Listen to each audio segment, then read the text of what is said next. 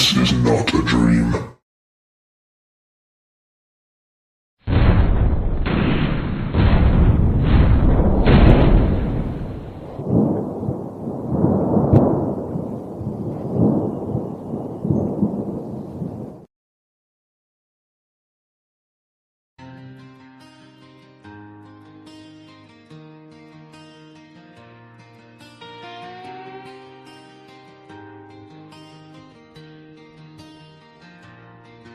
Phil walks the tree line when the sun goes down. Boots in the gravel on the edge of town. Backpack rattles with a lantern and a map, looking for the things that never make the trap.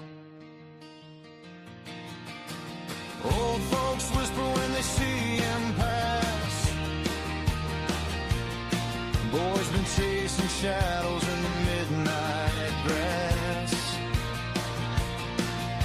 But Phil just smiles at the cold night air, 'cause something out there knows he's there.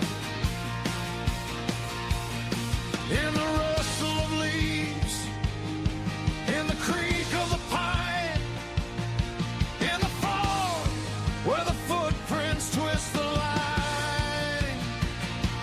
He's the Dogman, TP hunter, roving through the night, chasing ghostly echoes in the pale moonlight.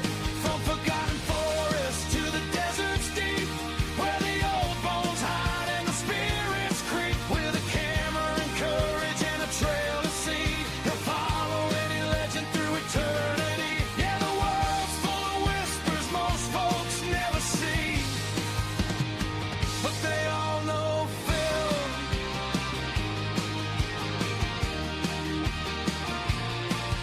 He slept in ruins where the cold winds cry, watch strange lights dancing in a cold black sky. Track bent branches where the tall grass sways, heard something breathing in the forest haze. Every dusty road and every haunted bed holds another secret he's about to defend. And when the fire burns low and the coyotes sing, you can bet he's hunting something strange again.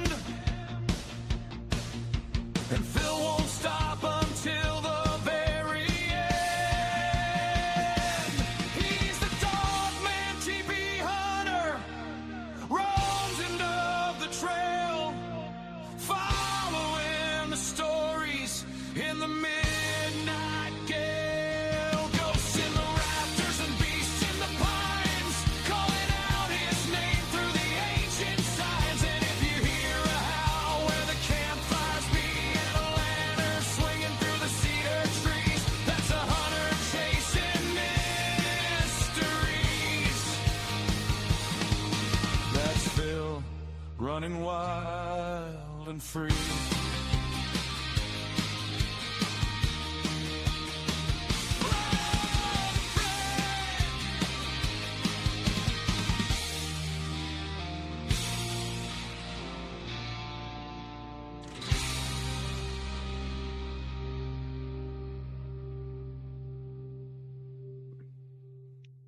Oh, what's happened to my camera now? Hang on. Look.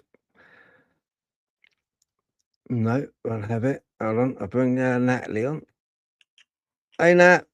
Hello. Hello. Just Right. got to sort my camera out. I don't understand You've what's got a going bit on of with a it now. blackout going on there. Oh, would you honestly?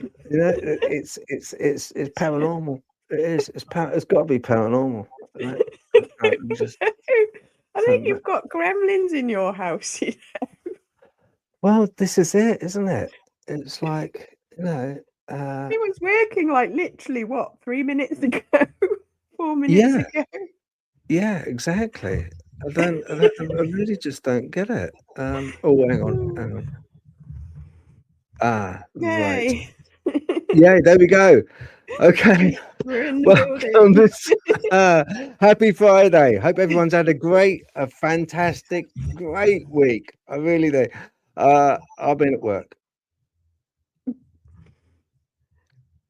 We feel but sorry other than for you. that, Mind you, it's been saying good. that, I've been working all weekend as well, bank holiday. So Oh yeah, of course. Yeah. I Well, I know. was going to swap you over because I've got all the comments there you go floating up towards my chest instead of your chest, as it were. Wink, wink. Well, it's Um, my chin, isn't it? Really, at the angle I've Gina. got the camera. To be fair, Yeah, no, all the people are coming up towards my man breasts, and that's fine. I can live with that. he moves. I can live with that. Yeah. Anyway, I hope everyone's okay, and thank you very much for joining. You know, do appreciate it. How have you been, Nat? I'm okay. Like I say, I mean, it's working. It's just another. Everyone's like, "Happy Easter." I'm like, "Yeah, okay." Did you get many Easter eggs? Did I get you an Easter egg? No. Did you get any Easter eggs? I didn't Yeah, I get you did, an but I Easter ate egg. mine well before Easter. Did you? Oh, yeah, yeah, I went to Lidl and Oh, because it's right. like kind of a lot cheaper in there, isn't it? Let's face it. And went to Lidl and I had a really cool. Oh yeah, Reese's peanut butter Easter egg. You All know, right. yeah, yeah. Where do they But put the peanut butter in there? Are they the little ones? Or is ah, it no, like you a get little giant ones and you egg get filled with peanut no. It's a butter? big. It's a big egg. It would be so nice, wouldn't it, if it was like a giant egg I was just thinking filled full of peanut butter. You know, that would be quite nice. But then, it would be you rather. know, yeah. But then I'd probably yeah, pancreatitis. Here I come. You know, that would be me. You know, I always that'd be meant to it. try Reese's, but because I like chocolate and I like peanut butter, I'm not sure about the combination. I always meant to try them and see whether they were worth it or not. Have you never had Reese's? Even a No, I little don't like cup? think I have, to be honest. Oh, look, I've Moorish. Yeah, they're nice. You know, yeah, you have to like it's peanut butter. If you don't like peanut butter, then don't worry about it. yeah, no, I live on peanut butter pretty much. So Oh, you'll like Reese's then. I'd Yeah. probably like the Reese's. Yeah. Oh no, Yeah. no, you will. Yeah. It's it's the work of the devil. Oh, they yeah, they sound a little bit like perhaps that's why I haven't tried them yet. So the temptation. Yeah. Yeah. It's the work of the devil. Seriously, you know. Yeah. But yeah, lovely. You know, it's you know, every now and then you got to dance with the devil. You know, sort of like when it comes to Easter and chocolate. You know. Well, this is true. Yeah. But other than that, no, it's been just with me. It's just been sort of like work and then coming back. Oh, I did do a video. I did do. I went out. Work sent me off to Thetford in Oh Suffolk yeah. or Norfolk. Actually, it's just on the border. And I went back to Thetford Forest. Oh, I So I yeah. went for oh, it was lovely, Nat. It was so sunny. It was that day we had that really nice hot day. It was like 24 degrees, which for the UK, like the time of year we're in, was like sweltering. Yeah, it was lovely, and just like roaming around the forest. But uh, and it was more of a monologue, really. I was going round, I didn't see anything before anyone thinks, "Oh, did you find it?" No, I didn't really. But there again, whatever you see on camera, I miss there. And a lot of times you miss seeing stuff, but on camera, in retrospect, when you look, you think, "Oh, hang on, what is that in the background?" Yeah, But I that's was just true. going round. You know how I sort of waffle? No. Just a little bit. I didn't know you waffled, Phil. I never noticed. A little bit, don't I? Yeah, so I was, like, giving a bit of a monologue, and I was mentioning about, the Bigfoot thing going on and, the documentary that's meant to be coming out, and then they withheld it, and it just struck me. It came into my mind, and I just started waffling on, and I thought, "Oh, I don't know, should I bring it out? Should I drop that video?" Because a lot of people will probably be like, hate me because of it, but, I thought, "Well, no, I'm gonna drop it. I'm gonna drop it because, it's sometimes, stuff that comes into your mind and it's better that it comes out rather than be scripted. What is in your mind just comes out, and if people like it, they like it. If they don't, it's like what it is, isn't it? Well, it's But your channel anyway, that's anyway, isn't it? It's your opinion as well, so everyone's entitled to one. So, yeah, yeah, yeah. yeah, yeah. Yeah, exactly. So I think, I'll give it a go anyway. We got a fabulous guest. Now, you interviewed this guest, didn't you? Yeah, but actually roughly just under 12 months ago, 11 months ago. So Right. yeah, Yeah. it's kind of like a calendar event. It's like I know. anniversary almost. So, Yeah, looking forward to it. yeah, no, As he's a lovely, he's lovely a nice guest to guy. have on. I was chatting to him before the show, you know? Yeah, really, really nice guy, and then when I thought the microphone was off and camera was off, 'cause I went to make a cup of tea, he turned around and said, "Oh, Phil, you big nosed twat." And I was like, "What?" I Show you, was show trying to be you. all serious. I was trying to be all serious, you know? Yeah, Um, yeah, I'm sure. yeah, he's got really lovely long hair as well, you Mm, know? And, yes. yeah, when he thought the camera was off, it wasn't, and he put on this really heavy rock and roll music, it's like death metal music, and it was, like, giving it all the hair and everything like that. So, yeah, he's quite out there, but lovely bloke and a wealth of knowledge. So let's, without any delay, shall we bring on, Kedrick Olsen? Let's have a look. Hopefully the camera will I work. was going to say, Hey, hopefully the Kedrick. camera will work. Hello. It's good to be here. That's awesome. It's good. It's good to have you on. It really is, mate. Really lovely to have you on. I'm Thank you very excited to much be for here. coming on. I just wanted to quickly flip through because already we've got Roxy B. Thank you very much. Delroy Kelly. Hello, Delroy Kelly. Thank you for being here. We've got Kate. Hello, Kate. Lovely. That music. I should release it as a single, that theme tune of mine that you did. Absolutely fantastic. Goldfish Paranormal. That's an odd one. Don't know who that is.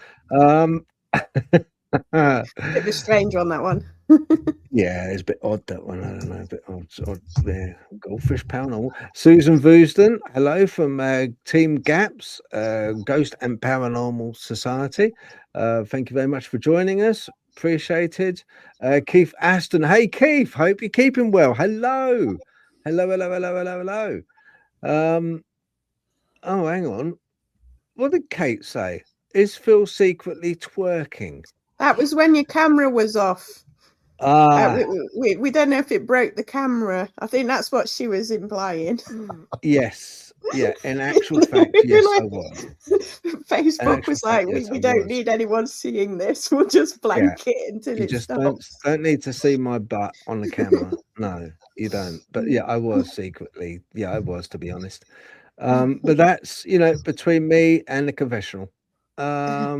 Let's have a look. Yeah, right. Okay, I'm going to get to it. Thank you very much, everyone, for joining us on the chat. And I will, as the program progresses, I will skip back onto the chat and mention other people. Have you been, Kedrick? Doing very well. I'm excited about all the things going on. My purpose in this life is to be a teacher, and so my brain never stops. So I'm always creating things, always putting stuff together and putting new things out there to teach, and I just can't stop. that's, that's what I Yeah. do.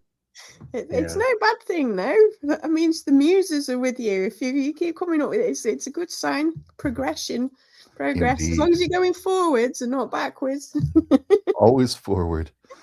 Take that time to rest, take that time to take a breath, get things stable, and then go again and take a rest. But yeah, always Yeah, moving no. forward. It's great.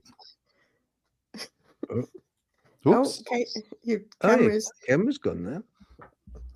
Oh, I I'm tell still you here. Are what, you still there? the gremlins. Yeah.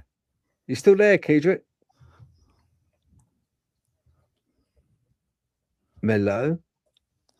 Well, anyway, it's been a good show. Thank you, everyone, for joining. I was going to say, perhaps we should just quit while we're behind today. Yeah. He just says he's checking his camera, so hopefully it's the internet, and Yeah, hopefully he'll it's be just the back on in a internet. bit. I mean, He's still there, still around. So, but yeah. yeah. I don't know what's going on at the moment. Do you know what? I'm starting to. I don't think it's Mercury retrograde, but the last week or so, I've been feeling like I've been in Mercury retrograde. But I'm pretty certain it's not. I think it's. I can't remember when it starts or whether we've just had one, but it just feels like Mercury's playing up. But because of this communication problems and cross wires and things changing, it's normally Mercury retrograde. Unless it's in my star sign somewhere, I don't know. But I'm just going to look it up and see. Because normally, as my friend says, Mercury Gatorade. We normally blame it when things go wrong. Yeah, no, it was March the 20th. Normally I get hit by about a week after and then it settles down. But this last week or so, it's felt proper chaotic on the old communication waves. I don't know if anybody else has had that problem. But yeah, no, it's I don't know. Do you know? I do you know when you kind of like you leave the house and you go off somewhere and there's that feeling that you've forgotten something? frequently. Yeah. Well, how about that? I haven't forgotten anything, but I still have that feeling. I have that feeling, and it's been going on for quite some time now. Where I've just had this feeling of not missing out, or hey, you're back. I'm back. Just a little bit of a browser thing. A message popped up that the browser lost communication with the camera. Unplugged and Yeah, plugged the camera back in. Didn't want to work, so I said, "Fine, I'll shut the browser down and restart it." And here we are. yeah. That's See, why we're great back again. cameras think alike. I think both our cameras just like just sort of thought, nah, we're too good looking for this. Exactly. That's what it is. It just can't handle all the awesome. I don't know what that says about my camera. I feel a bit left out now. You'll switch it off just on purpose now, won't you? Yeah, I was going to say I might just blank it out just so that I can feel part of this. Yeah, I mean, we were just saying. Natalie was saying about what were you saying, Natalie? I was saying that the last week or two feels like we're in Mercury retrograde, but we're not in Mercury retrograde, so it's confused me. But this kind of thing normally happens mostly in Mercury retrograde. It's like, computer glitches, phones not working properly, communication, and you're trying to arrange dates and they get changed, everyone gets confused. And I said this I actually had to look it up because I was like, I'm starting to feel like I'm in Mercury retrograde, but we're not, because it finished on the 20th of March, and I normally get a bit of an echo for a week and then it settles down. But this last week has been all over the place. And so I've no idea. I can't blame Mercury this week, unless it is Mercury in a star sign. I don't know. But I'm not big on astrology, but I have noticed Mercury retrograde is always a pain in the neck. So and it's this week's just had that vibe. I don't know why, but have you had the same problems, or is your week been okay? Is it just a UK thing? No, that I'm thinking about that. I'm trying to put those together, and no, things have been going pretty smooth actually. So Yeah. I don't know. Might Maybe it's a UK thing. I was going to say it will we'll blame the country. It's like, Oh, yeah, it's UK. What we say UK retrograde instead. yeah. It's like I'm trying to think of a clever word to put the two together, but I can't. I was kind of like I was kind of like thinking, and the way that I used an analogy of forgetting your keys at home and leaving the house, and I've often had that feeling for a long time now.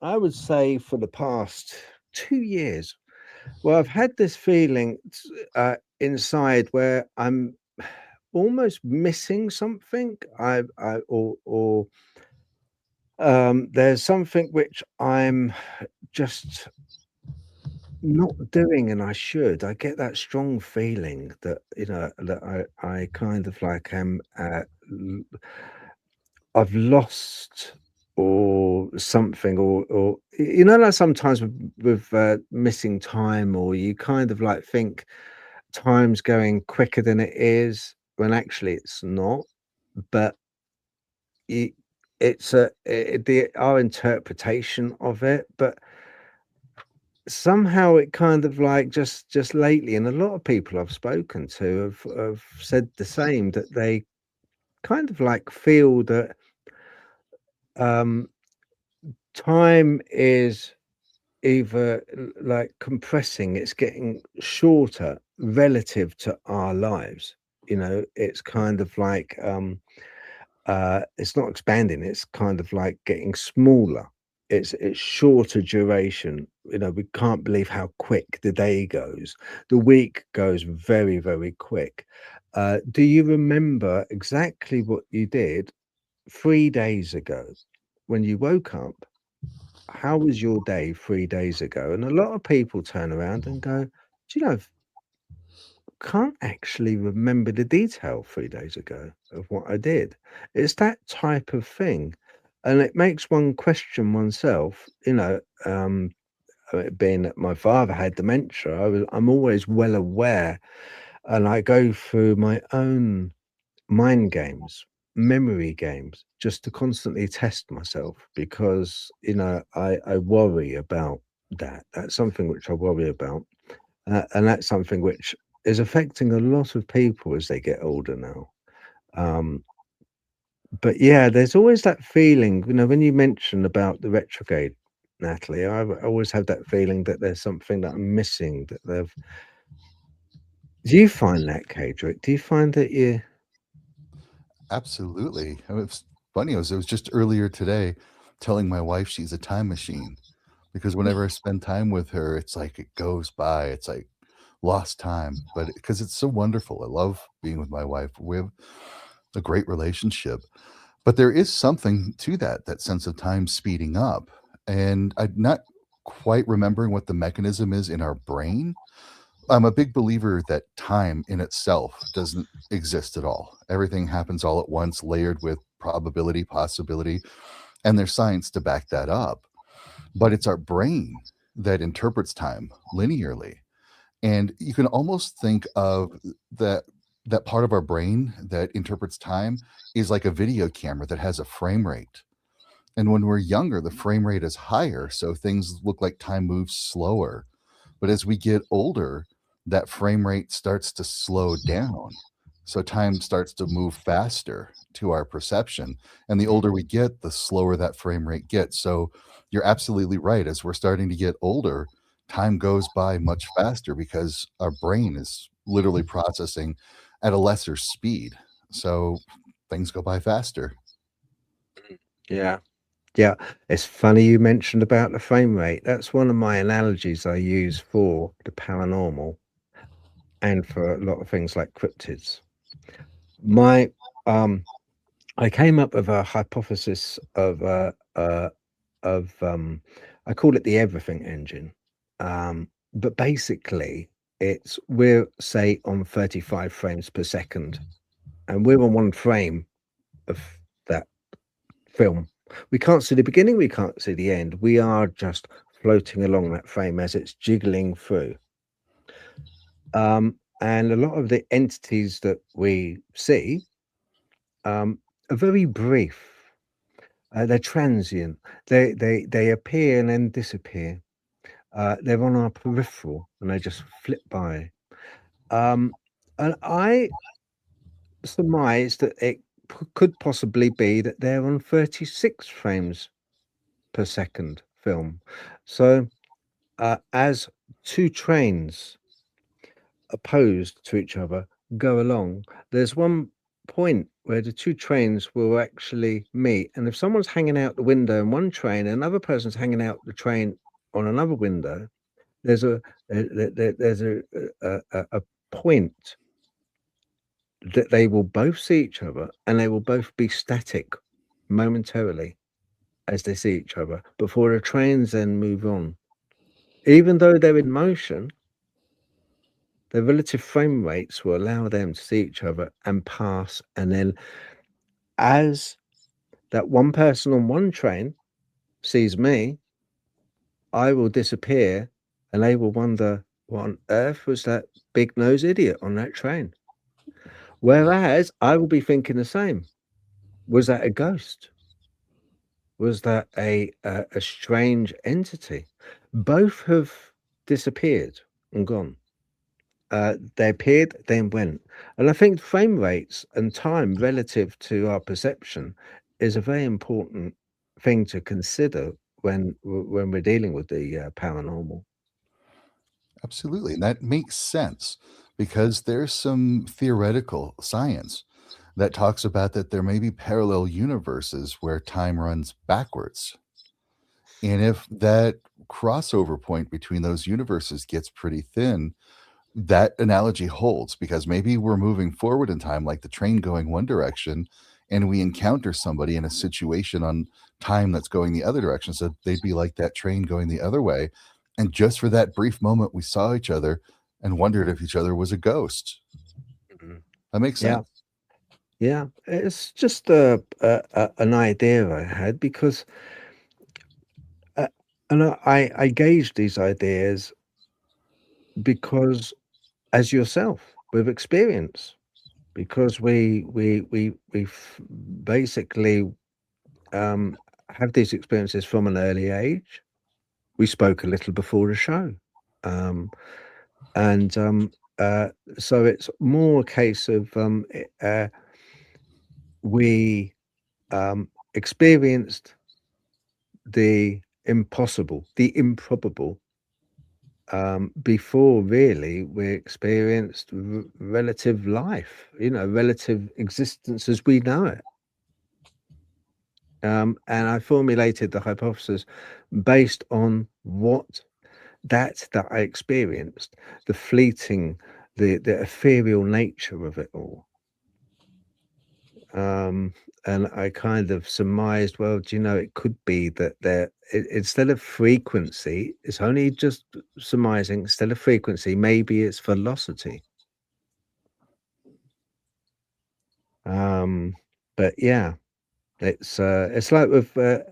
Can I ask a question, Kedra? Have you had any uh, uh, UFO uh, or alien interactions with? Absolutely. They kind of built on each other a little bit. Like I remember one time when I was a couple of years into driving, I was definitely very younger, driving on a country road, and there was a strange light in the sky. And I was overwhelmed by this higher level feeling. I at the time I may have thought of it as love or something, but it was like this higher level energy coming in. I'm like, wow, this is great. And I'm like, I got an instant download about how the extraterrestrials that are here, none of them are harmful.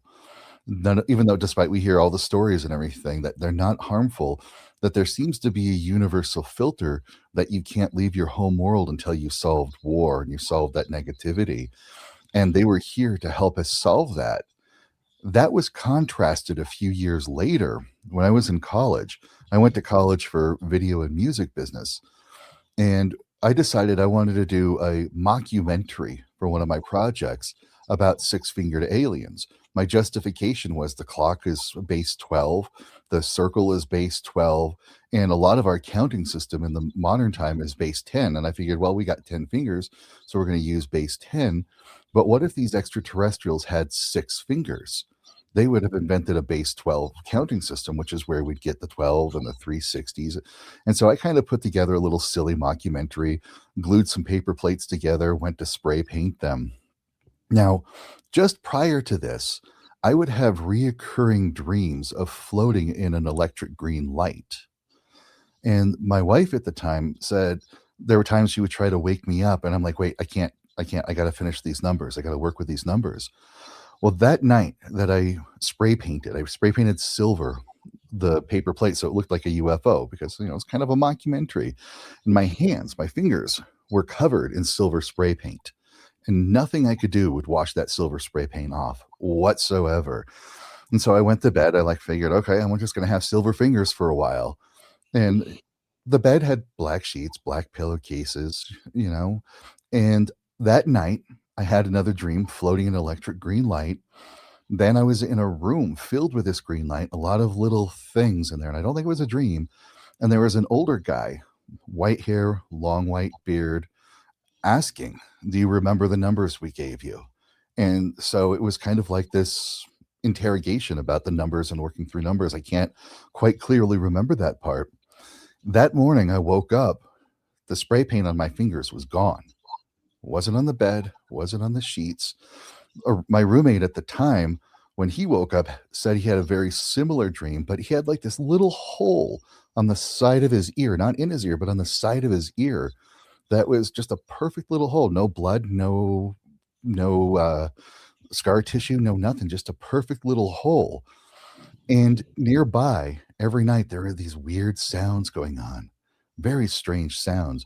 And the only thing I can relate that to is some of the commonalities, the common stories I've heard of, not necessarily abduction, but kind of being taken up to a craft and being shown things and taught things and then coming back. So it was a very interesting experience that I still don't quite know what it was, but I kind of relate that to extraterrestrial activity.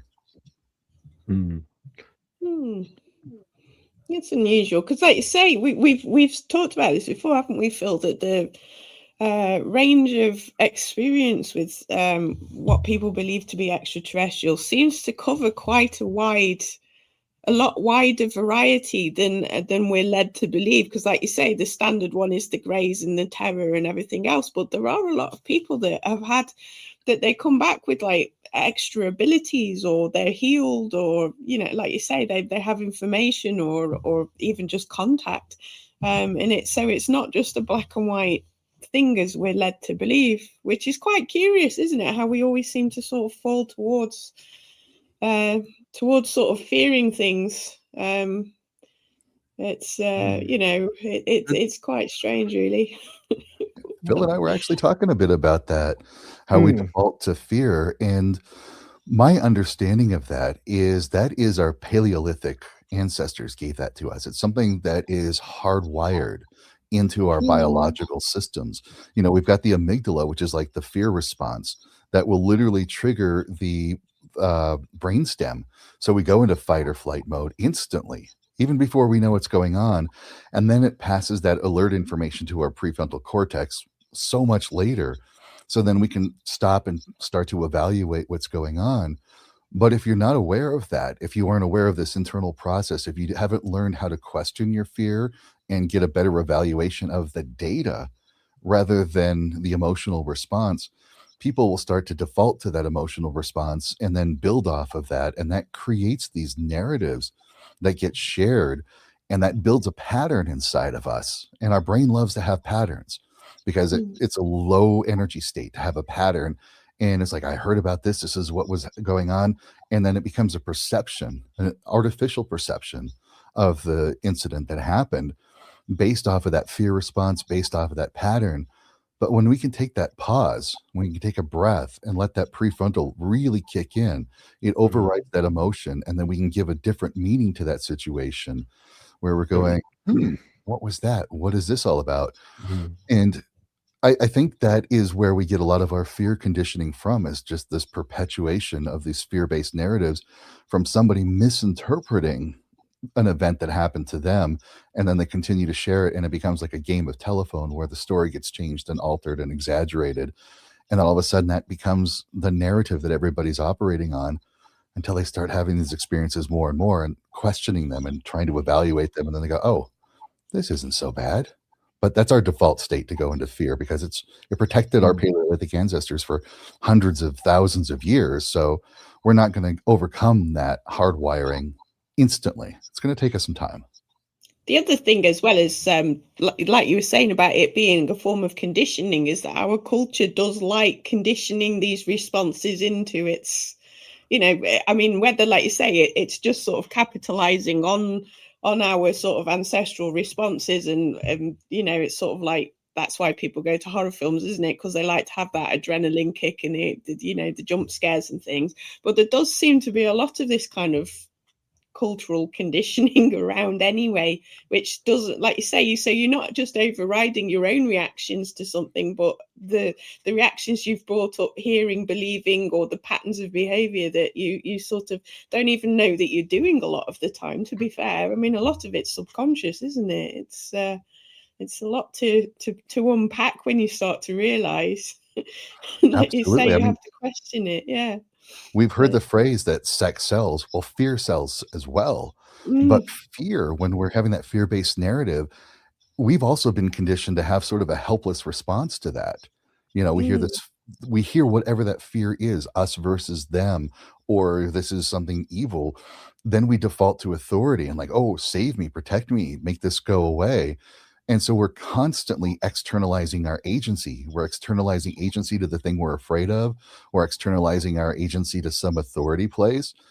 And like you said, it's capitalized on, quite literally. That's where a lot of money comes from, not just in the horror movies, because mm, they're fun. My wife and I watch horror movies all the time. They're great. But, in all sorts of political systems, in religious systems, in any sort of group dynamic, there might be somebody there that's going to capitalize on that fear response, because it literally does shut down a higher executive function. It literally makes us open to like, okay, take care of this for me. And when we start to learn how to take back that agency, we start internalizing that agency. It's like, okay, this happened. I'm feeling this. I'm thinking this. What can I do about this?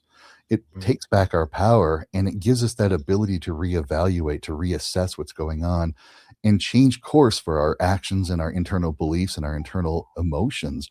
Because now you're saying, what can I do about the things I'm thinking and feeling and doing? Instead of, oh, they're telling me to do this. Oh, I need them to do this for me. I'm doing it for me. And it changes the dynamic incredibly when you take back your agency. Mm. yeah, no, I agree with you about that. I was reading a book a while back written by a guy that was, I can't remember the name of it, but he studied the very early, I think it was Methodists. They were a little bit evangelical at the time. I think it was about, I can't remember when Methodist says it, so don't quote me as fact, but it was when the Methodist movement first came about. And they were talking about how people were being converted, and that they found that there were like four types of people, two of which were extremely susceptible. So one of them was that if you can get them into an excited state, that they absorb the programming, because like you say, they defer to authority and it makes sense to them, and it's sort of like either through fear or excitement. And then the other ones was like the peer pressure and the need to conform, which again is a form of fear. And the two that were the most resistant to the sort of like the programming based on fear and excitement were people that were just calm. And like you say, they just like, so then you can keep rational. But and also the people that were already extremely dysregulated. So the people that were sort of like already, over or paranoid and that they were in too much in the fear state that they couldn't take on board whatever programming that they wanted to take. And it's like, if you look around you, like you say, even, just because this was one of the original past, I think it was one of the original pastors, I can't remember his name, was saying that how he goes about it, pretty much, or somebody noticed the patterns. But you do see these patterns a lot of the time, and like you say, when you start to feel people trying to sort of jig you up and rile you up, you have to sort of go, wait a minute, I need to calm down, because I'm starting to not be able to think. The 2020 was a good example of that. I mean, I didn't watch any news. I mean, I don't have a TV anyway, but I literally didn't watch anything. And so it's like, because I was like, no, this is fear. I'm not going to sort of be overridden by it. And it's like, so I think that helped me to get through it a little bit better, because like you say, I was able to stay calmer. But it is quite interesting when you watch around you. It's perhaps more obvious at the moment than it's ever been, of how people are getting riled up about silly things very often as well. It's not even like the big overarching themes. It's very silly little things, and they just end up arguing with each other. And like you say, you're thinking, well, if you weren't in this excitable state, you'd be able to have a conversation, but you can't while you're wound up. I think Yeah. a lot of it reminds me of a song, and the song goes a little bit like this: row, row, row your boat gently down the stream, merrily, merrily, merrily, merrily, life is but a dream. What I mean by that is, earlier I said when I had that feeling, and it was as if I've left my keys in the house when I left the house. There's this niggling feeling in the back of my mind that I just can't quite grasp why I'm having this feeling. And after analyzing myself, why am I having this for so long, for many years now? And I came to the conclusion, and to use an analogy, that I am on a boat and the oars don't work anymore. And the current of the river is taking me further and further down the river. And I can't stop. My control has gone.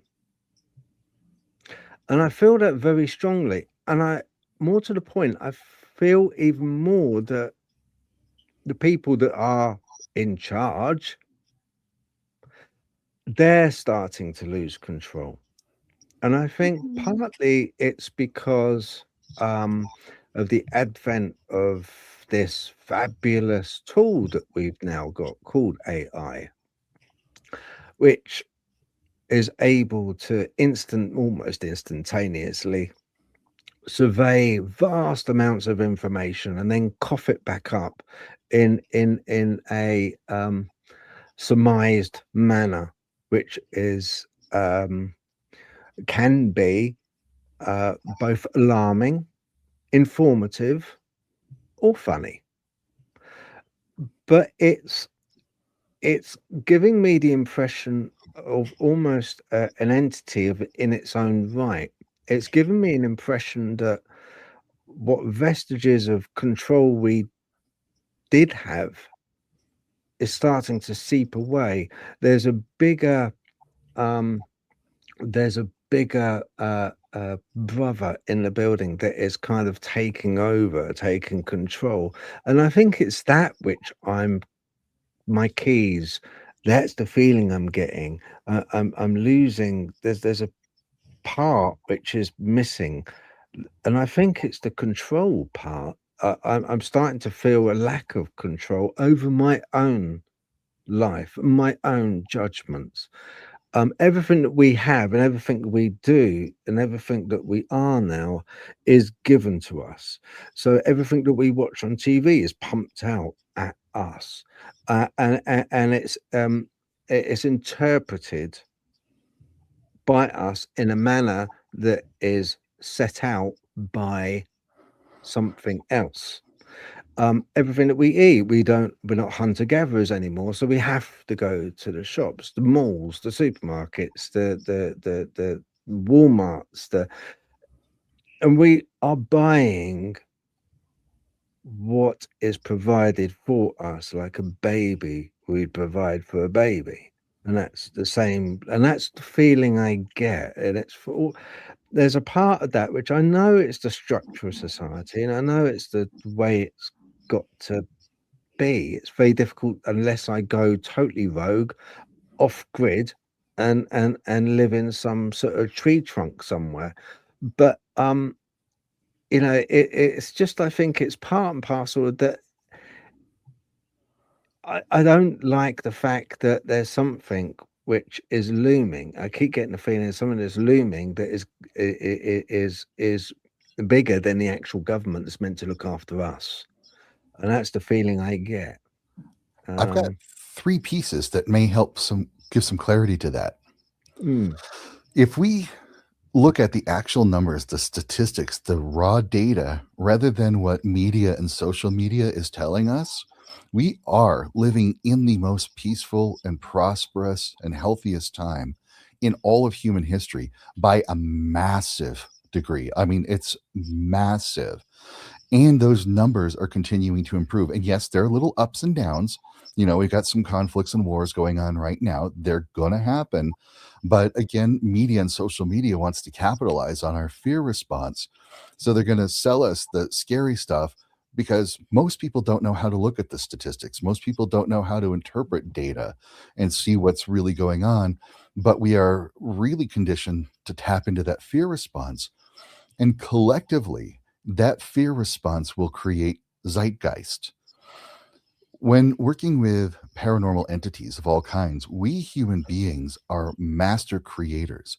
We create paranormal entities like crazy. I will say that more often than not, when something goes wrong in a paranormal situation, it's not a natural born entity, but rather a human created entity like a thought form or an egregore. And I do consider zeitgeist to be an entity that is built up by this collective fear or this collective response, reaction, I should say, not response, but reaction. And it really taps into that sometimes that us versus them. The media will rile us up and say, oh, look at the villain du jour. Let's go get them. And that builds up that zeitgeist. 2020 was an example of that zeitgeist. And it's that big, dark thing looming over us that we are all collectively tapped into. And it's perpetuating that fear cycle. But the way that we get out of this and the way that we change this, and this is what's working, is when we do our own shadow work and we do our own spiritual growth for the sake of ourselves, not for the sake of anybody else. And I know it sounds selfish, but what happens is you're doing your own inner healing and your own inner conscious growth, your own spiritual growth. You are inserting that information into the collective unconscious. And that makes it so much easier for everybody else to do what you've been doing to gain the healing that you've been getting. And because more and more people in the world are doing that more prominently, we're going to see those numbers continue to go down with little fluctuations, of course, but those numbers are going down. But what is combating that is that perpetual zeitgeist, the old school way of thinking, the old way of being. They are in their death throes. They are freaking out. The old system is collapsing. The old way of controlling people and getting people riled up is failing. And those powers that be, both physical and spiritual, are in a sense having their own fear panic response, going, how do we rile this zeitgeist back up? How do we get this fervor going back in the people? And some people are responding to it. But then we keep doing our spiritual work. We keep addressing those shadows. We mm, keep moving into our prefrontal cortex and going, what's really going on? The same techniques that we talked about dealing with a paranormal entity in the room and overcoming that fear, we can apply at the social level and do those same techniques and do our collective shadow work so that everybody can do their collective spiritual growth. And we're going to continue seeing the world becoming a more prosperous, healthy, and peaceful place. It's working. This kind of work that we're doing here is working. you that's interesting. You work with higher level entities, what you call whisperers, Yes. um, who provide you with insight into the afterlife and shadow realms. Okay. Given that you also teach that humans can accidentally create thought forms and egregores, I mean, tulpas are for a personal level. I could create a tulpa, Mhm. but egregore is more of a group created entity. Um, but through consistent emotional energy, they're created. How can you be absolutely certain that the whisperers aren't just powerful thought forms created by your own lifelong immersion in the paranormal? I love that.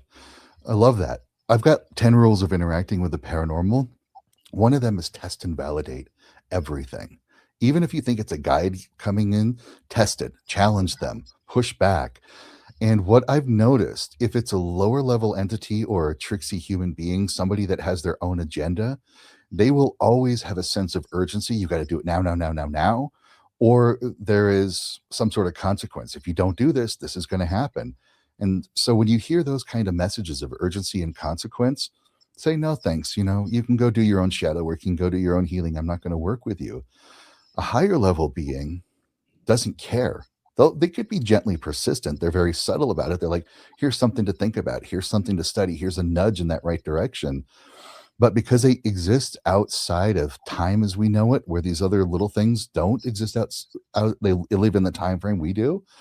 Those higher level beings don't care if you get it right now or next lifetime or the lifetime after. They just know you're going to get it. So they're incredibly patient. And you make a really good point. How do I know it's not a high level thought form? It's because when working with thought forms, their communication is very simple. It's like scare me, make me angry, feel aggression. Very, very simple. It's like one line of code, like one line of computer code. And when dealing with a human spirit, they can have these more complex conversations. They can have more details going in. But when you're working with a high level being, all you're going to get is like a little bump. You're going to get like this little nudge. You'll feel like a little input of energy. And you'll be sitting there going, what was that? And then all of a sudden, it's like a zip file that you downloaded that just expands. And now all of a sudden, all of this detailed information out of nowhere. And you're like, how do I know that? Where's it coming from? And that's how higher level beings talk. Not only do they not care if you get this information and understand it, but it's just like a little blip that comes in. But that little blip says so much. And it's very interesting how this correlates even to some of the psychological practices in this world. If you find a person that is over explaining, talking too much, saying too much, constantly going and going, they're doing that for a sense of validation, for a sense of appealing and people pleasing. So they, in a sense, have themselves as a lower value person. But a person who has more authority in that situation says less, but they mean so much more with so much less. And it's the same way with working with entities. A thought form or a tricksy human will just go, go, go, go, go, go, go, push, push, push, push, push. A higher level being will go blip. And then you'll never hear from them again for a long time. That's brilliant. What happened? So use those sort of like a litmus test to try to check on what kind of entity you're working with to understand more of what it is. How does it communicate? How does it make you feel? And what is the relevance of that information? And can you do something with it for your own benefit? Oh Do you my God, find as you're a well clever that man. the higher beings have a little bit more humour as well sometimes? And they're just like, oh, you're so cute. Quite frequently. They may be going through a challenging time in their life. They may be going through some difficulties, tapping into their guides to look for some insight and some inspiration, some help on that. And they've also almost got like this flippant, humorous attitude. They're like, yeah, I know those times are tough and challenging. Isn't it fun? We're going to sit back and watch what you do with that. And meanwhile, the person's like, come on, I'm in the thick of this. What's going on? And they're like, yeah, it's like you're at the top of the roller coaster, ready to roll down. Isn't it scary? How fun is that? And they're like, no. But you're absolutely right. These higher level beings have a weird sense of humor. They have almost a casual, flippant attitude to things. But that is also part of what you can check in, is how serious is this thing? Or versus like, oh, you got this. What are you going to do about that? Because they're trusting you. They're imparting that trust in your own internal agency to take care of this situation. And they will never interfere with your free will. But they're there for that little nudge, that little guidance, that little bit of inspiration. But it's still incumbent upon you to do the work, to take that step forward. They're not going to do it for you. Sometimes they will intervene when needed. But for the most part, they're just going to be like, yeah, isn't this fun? That's great. I love how you're taking care of that. I was going to say they are quite infuriating for doing that. Yeah. They're just sort of like, because they'll be like, this, I've already told you, I've sent you in a direction, or I've given you a piece of information. I'm not giving you any more now. I'm just going to sit here and watch. And then you can be like, going, I hate you, why aren't you helping me? And they're just like, oh, that's so cute. It's like, I've already told you, go off and do the work now. It's like, I'm not holding your hand for you. I'm like you say, here to help rather than tell. And I think you're right about the lower beings tend to want to tell you what to do, rather than sort of like guide or point in the direction, or say, well, it's your job to figure it out. I've given you, what you need, and it's like, go off and do the work. It's like, I think you're quite right there. To be fair, it's I've cussed mine a few times. And they've just gone, oh, you're so cute when you're angry. And I think some of the confusion, if not some of the disparity, happens because we feel from our own subjective perspective that we're dealing with something big and profound, Mm, and we need a big, profound answer to the problem. We want something, snap their fingers, boom, it's gone. Here's your answer, taken care of. But they give us these little things, this little tiny nudge. mm, Do this little tiny thing, but do it regularly, do it often. And then we're like, how is that going to affect anything? And I see this all the time with my clients. I've learned not to give the big solution, but give the little technique, this little tiny thing. And if you're doing like a bunch of different things, it's a linear growth. You are doing linear growth, but you do these little things and it's like a little nudge, a little baby step. And there sometimes it gets frustrating because you're trying to solve the big problem, but it starts to grow logarithmic because those little tiny steps compound logarithmically. And then all of a sudden you're shooting up out of nowhere. And what looked like a problem at one time is like, oh, I get that that was kind of a lesson, not a test or anything. That was just kind of a way of learning this technique and to learn this internal process so that I can advance at a much higher rate. So they're also going to give us just these little nudges and not the big, profound solution that we want because we want to be rescued and not do those little tiny baby steps, which can be so frustrating to do at first. yeah, because it's you're completely right about that, because it's like, A, it's usually the one thing you don't want to do, or the one thing you're avoiding doing, and B, it's always something small that you need to do regularly. So it's like, so when I get it with the horses very often, when people go, oh, I can't do this, and I was like, you just need to practice this one thing. Have you been well, I've done it a couple of times. And I was like, well, you need to do it more than a couple of times. And then all of a sudden this will get easier, and then that will solve itself. And it's like, it's always the one thing they won't. I don't know what it is with the human brain. It's like, it's almost like we can't comprehend that something so small can be so profound until we apply it and it happens. And then you're like, wow.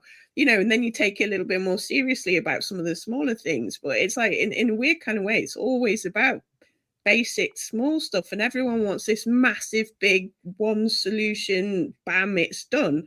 But it's very rarely, it is more small repetitive practice. It's practice, isn't it? It's called a spiritual practice.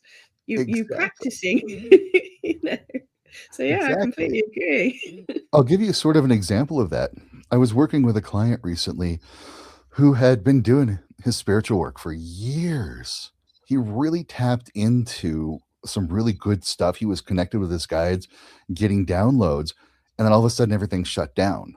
He felt that there was like a darker presence near him. His health was starting to suffer, and this went on for months. And so we started to work together. I reached out, I felt it, and I was kind of surprised. It felt like an archon. It felt like something very different. It was very archonic energy that was thriving off of his suffering. And the technique that I gave him was to just be neutral. Of course, take that internal agency. I'm thinking this, I'm feeling this, I'm experiencing this. So you take that agency back, but then be neutral about it. It's like, huh, okay. I see you're poking me with that. Oh, okay. I can feel that feeling. Okay, I'm feeling that thought. Whatever. Just be neutral. That's very difficult because that our amygdala brainstem response wants us to react and go, no, we got to fight this off. We got to, and it's a big, profound thing when you're dealing with an archon. It's one of those big nasties out there. And we want that, instant somebody to come in, bring in Thor, smash it with a hammer, bring in Kali, chop off the demon's head, make it go away. But I gave him that neutrality practice. Just be super neutral, because the reaction that you give, no matter what that reaction is feeding that archon. But if you just remain neutral, no matter how it pokes, no matter what it says, no matter what it does, you're like, yeah, I'm hearing this, I'm thinking this, I'm feeling that. So what? Neutral. Hard to do, but it's a tiny little thing. But I give him kudos. He practiced that many times a day, several times a day, and he stayed consistent with it. After a week, he started to improve. I could feel that this thing was off to the side, just kind of watching, waiting for a vulnerability, waiting for an opening. He reinforced it. He kept doing that. And the more he did that, the easier it got to just be neutral no matter what was going on. After 2 weeks, that thing was completely gone and has left him alone. His health is improving. His abilities are improving. He's moving at a higher level. He's receiving higher level downloads, which were confusing because it wasn't coming the way he used to, because he was able to reach that higher state through a consistent, persistent, tiny little practice that compounded and had a profound effect after 2 weeks. But 2 weeks it took. Wow. Can you just explain briefly what an archon is? Is that related to Gnosticism? Yeah. Archon? I just am not- remind me what one is. I recognize the word, but I'm not 100% sure what it Yeah, is. it does come from the Gnostic tradition, that these are some sort of, and I have to put my own interpretation on it, that these are some sort of interdimensional beings. They are not necessarily, and I'm going to say necessarily, not necessarily created entities, but there's some other form of entity that operate on a different level than we do. And in the Gnostic terms, they thrive off of something called lush, which is our fear, our aggression, our hostility. In the Old Norse tradition, they were called the Thurs. The Thursar for plural. And they were a type of giant. They always had names like Hati, the hater, Angerboda, the boding of suffering, that sort of thing. And they were in conflict with gods and elves. And you remember in the Norse tradition, elves aren't like pointy ear, pointy hat things. They are ascended masters. They're higher level beings, even higher level beings than the gods. And so they were a threat to these kind of things. They were in this sort of conflict. And these entities tend to influence vast swaths of people. So, like, for example, if we were to look at Rwanda, where they're fighting each other over a name, Tutsi or Hutu, what's that all about? So they will get vast swaths of population. They thrive off of that zeitgeist kind of motivation. They get people to do dumb things, but sometimes they will attach to individuals and try to influence that individual, especially if they're in a position of power or if they are somebody that could be potentially influential. They'll attach to that person and try to motivate them. This is also where we get the notion of reptilian shape changer beings, because there are a few traditions that talk about them as these people that are in positions of power that have like this reptilian appearance, or they look reptilian. And that is a projection of us, a projection of our collective unconscious, in a sense, because reptilians are different. They're cold-blooded, they move differently, and they inspire fear in a lot of people. So we project that reptilian face onto these archons, but they're not really reptilian. That's how we're perceiving them. So they can influence people in positions of power, or very potentially influential people, or they can influence vast swaths of people. And for some reason, they do thrive off of our negativity, but they starve in neutrality. For example, maybe there is a conflict going on that is being spurred by an archon or Thurs. And then the peacekeepers come in. And what do the peacekeepers have? Guns and tanks and bombs. So they're creating more suffering. So that archon is like, cool, bring on the peacekeepers. This is great, because it's just more of that suffering. So reaching that neutral place, not even positive, not even negative, just like, okay, I see what you're doing, and not reacting, just responding with neutrality. These things just like, they get bored. They're starved off. And that's very difficult for us human beings, because that amygdala brainstem, that Paleolithic response, we've got to react. I got to protect myself. I got to protect my family. I got to go us versus them and shut them down. Whereas if you're like, no, you're going to do your thing, you're going to be who you are, and I'm not going to stop you. That's okay. And that's how higher level beings approach it too. They're like, yeah, these things are here. Yeah, they're doing that. What you going to do about it? What are you going to learn from it? What are you going to take away from that disastrous situation? And I will tell this to clients all the time. You may not be responsible for what happened to you, but now you're 100% responsible for what you do with that. And that's where you get that power back. Like these things, this archon is messing with me. I can't do anything. Well, like, no, it's messing with you. But what are you going to do about it? Just be neutral. Just like, cool. Okay, you do your thing. You be you. I'm not going to change you. I'm not going to try to stop you. Just do your thing. And those things will just leave you alone. Like after a while, they will leave you alone. Yeah, they can be a little bit persistent if they think that there's a chance. But it is true. It's like like you say, very often you'll be like, "Oh right, yeah, it's you again." Exactly. I completely concur with that. Okay. Like, just to clarify, Wolfen works really quickly. TP hunting, a bit of a weird one. I know the name is, okay, but I've had it for quite a while now. It's because I used to go out in the woods. Okay, I still go out in the woods and I look for structures. Yeah, the TP structures and other structures which are inexplicable. Okay, some are made by people, some aren't made by people. Some are very strange. I believe to read them a little bit like almost three-dimensional, let's have a look, forest versions of crop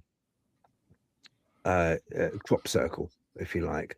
I think they are made by cryptids, and that's where the name sort of stuck and got from. So just to clarify that. With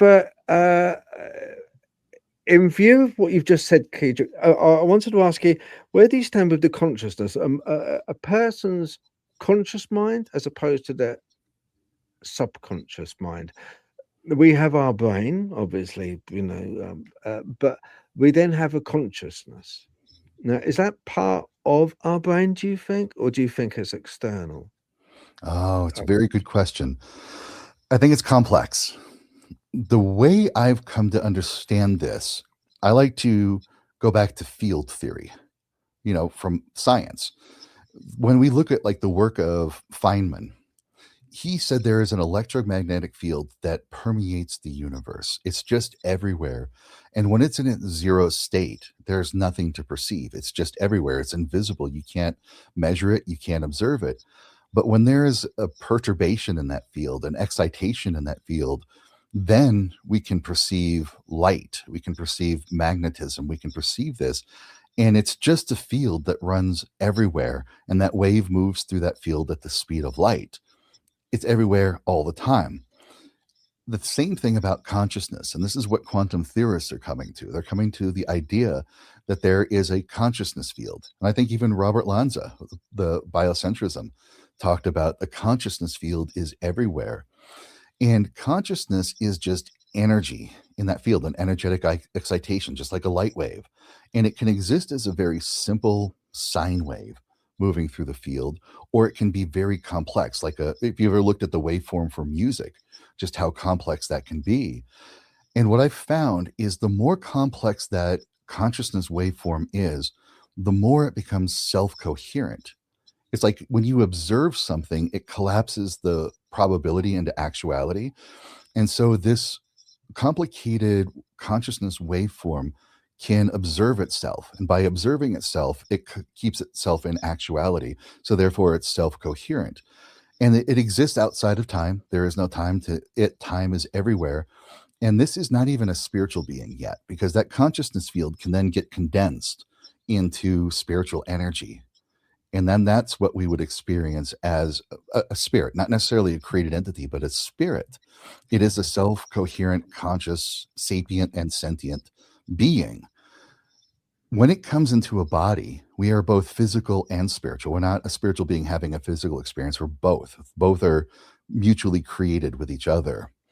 The brain becomes a linear interpretation. It's a linear interpreter of that consciousness waveform. So that waveform exists without time. It's eternal. Time is a spectrum that it can just pop in and out at different points. But the brain needs things in linear terms. So our brain is an interpreter of that consciousness rather than the generator of it. But the subconscious is the body, where the memories are stored, where our trauma is stored, where a lot of our internal patterns are stored that we're not aware of. It's the body creating that. And that body gives the feedback to the brain. The brain gives that feedback to that consciousness field. And then it creates this sort of living dynamic where the body and the consciousness is interpreted through what the brain is aware of or not even aware of. And so it's a complex thing. I like the term that we are mind body complex. I think that comes to us from the law of one, that is experiencing and interpreting reality through a linear process of our brain. In a way that we experience this is near death experience. One of the commonalities in near death experiences, people say they saw their life flash before their eyes, or they had a whole life review that they could see everything of their entire life. Because what's going on is that conscious being of the soul is moving away from the linear interpreter of the brain, experiencing their entire lifetime as a continuum that is constantly there, the entirety of it. And then when that soul comes back into the body, the brain has to make linear sense out of what that experience was. And so the brain interprets that, oh, I just saw my whole life flash before my eyes. I just had a life review, when it was really just the soul experiencing the entire continuum of physical existence. So, in a nutshell, that is my understanding of what consciousness is. Yeah, because you teach.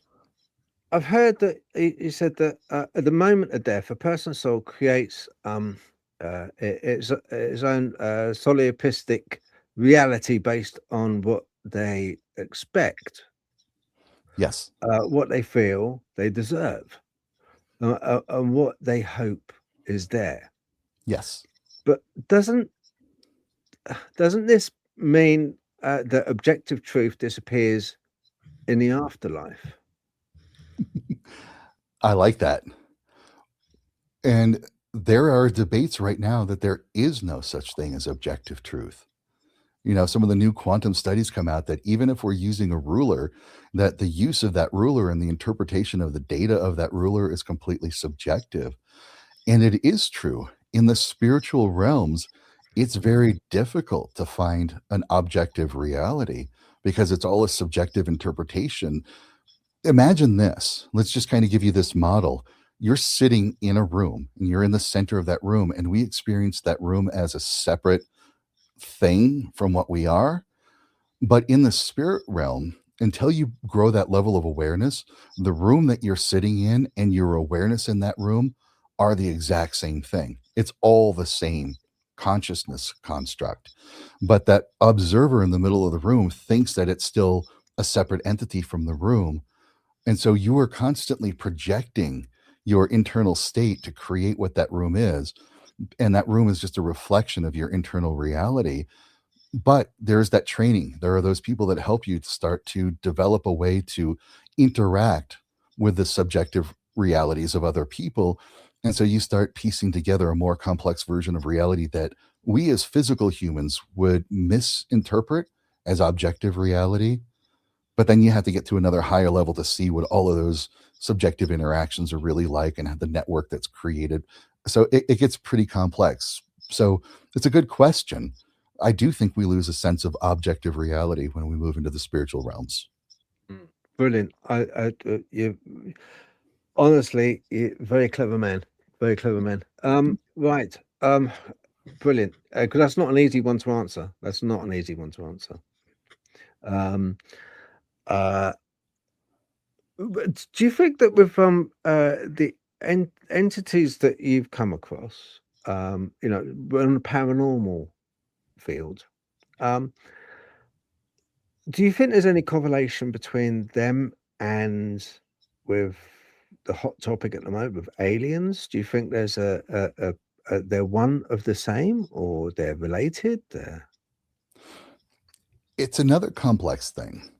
I do think a lot of these extraterrestrial civilizations that people are talking about, they have advanced in their spiritual growth and their consciousness growth.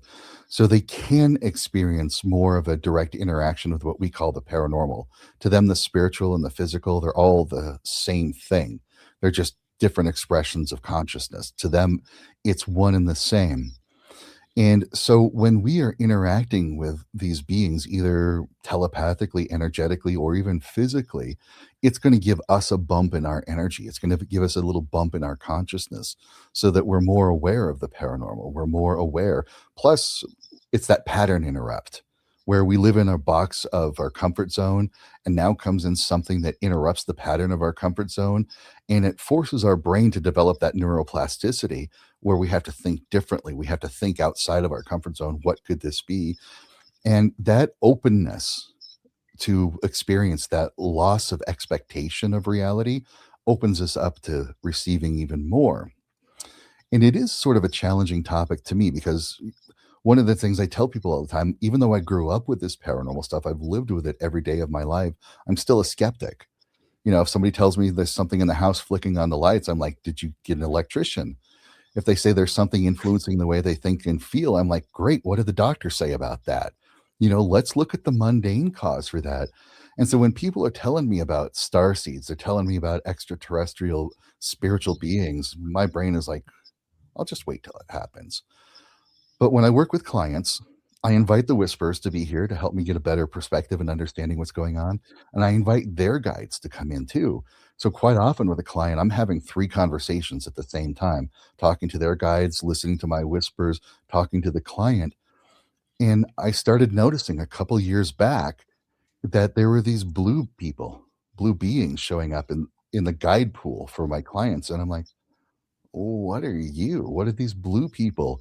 And it took me some of that time overcoming my own doubt, my own hesitation to realize, oh, these are extraterrestrial souls. They're serving as a guide for these people. And the Whisperers took it to a level that I was very uncomfortable with. They gave me a download of like, here's a course that you need to put together to specifically address shadow issues for people that are aligned with the starseed idea, the whole idea that they are an extraterrestrial soul in a physical body. And I'm like, no, no, no, no, no. I'm not doing that. It's so off brand. It's so off topic. It's not there. And they're like, okay, whatever. The whole casual, flippant guide attitude. And they said, you'll see. And in 2 weeks straight, every single student, every single client I had brought up the subject of star seeds out of nowhere, non-prompted by me. And so I had to roll my eyes and I'm like, all right, guys, I get the message. And I just kind of put together the course, and it's available on my website, transcending the star seed wound. And I'm like, I get it. But to this day, I'm still kind of dragging my feet about it. I'm like, okay, it's out there, but God. And part of my dragging is I've Yeah. seen the starseed community and I've seen the people in there. Some people are definitely tuned in. Some people have really a good connection with that. But there's a lot of others that are using the starseed concept as a form of escapism. The world is on fire. My life is in distress. Get me out of Yeah. here. Take me home. Solve these problems. Make this work. And they're using it kind of an escapist thing. And I'm like, it just doesn't work that way. So I kind of drag my feet on that because I don't want to feed into that escapism.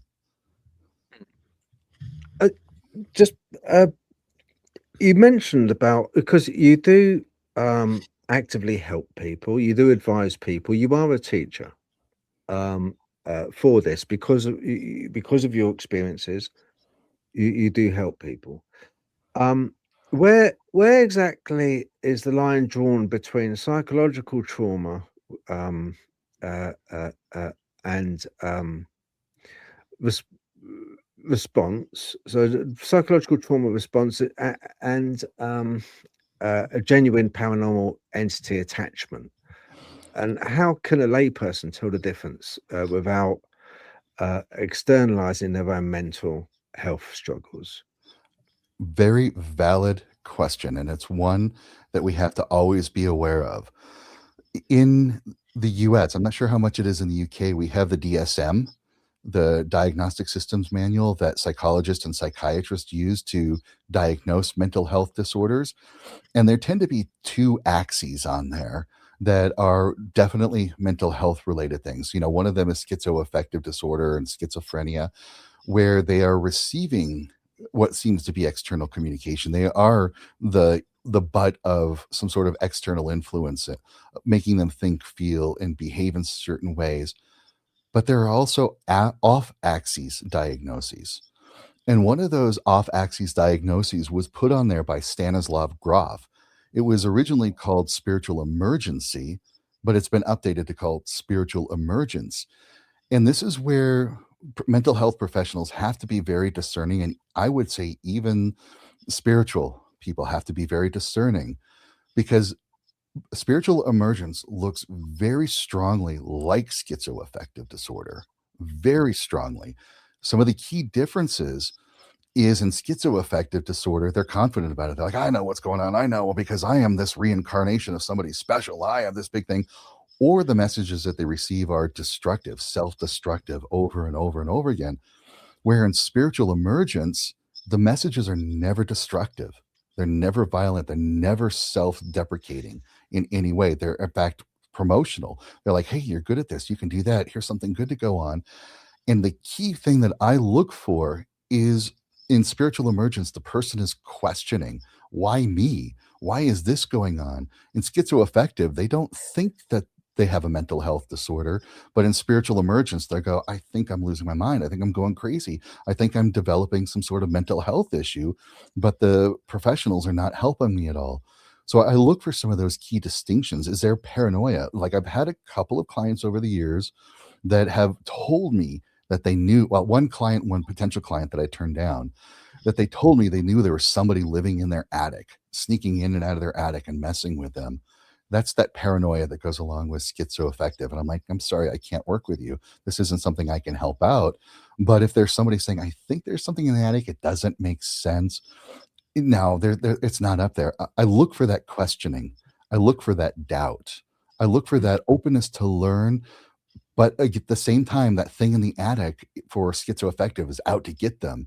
With spiritual emergence, that thing in the attic is like, it's like they're watching over, they're protecting.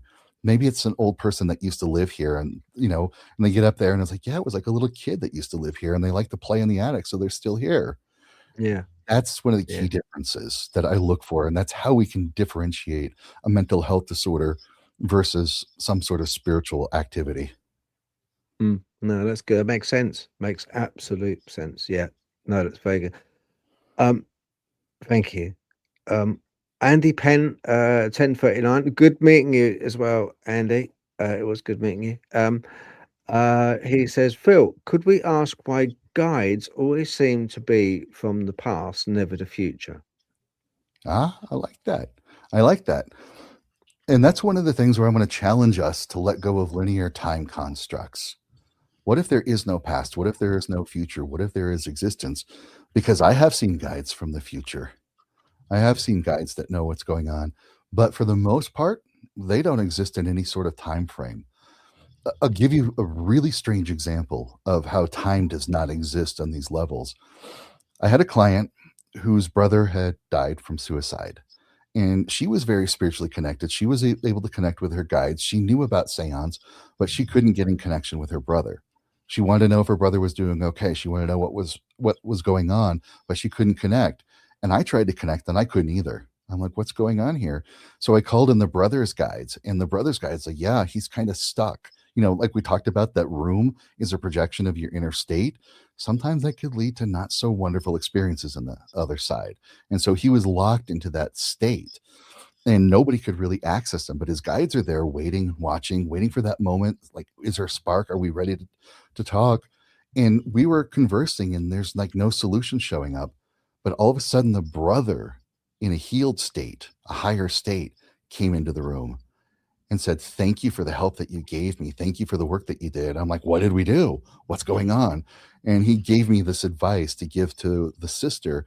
This is what you did. This is what worked for me. This is what got me out of that. And this is what helped the most. And so I gave her that advice. She started doing that. And so when we let go of those time constructs, linear time constructs, and we realize it doesn't matter past, present, future, who cares? It just doesn't exist that way on the other side. We realize there is no past, present, future. They just always exist, always have, in all of those sort of time frames. So you can literally have a guide from our linear perspective that exists in the past and the future at the exact same time. And then they're coming to meet you whatever moment you're in. You could also argue as well that if some of the guides are presenting themselves as figures from the past, that might just be a better way for them to communicate with you that you would recognize as well. Presumably they're not fixed in form either necessarily. So You are yeah, absolutely so we correct. wouldn't recognize a future guide, would we necessarily? Because it's not in our experience. That is absolutely true. That's a very good point that you made there, Natalie. Thank you. It's okay. Okay, right. I'm just gonna put up right, okay. If it's okay, I was gonna show the people at home a couple of things. And that is your web page, okay? Um let's have a look, let's get this up. Um where are we now?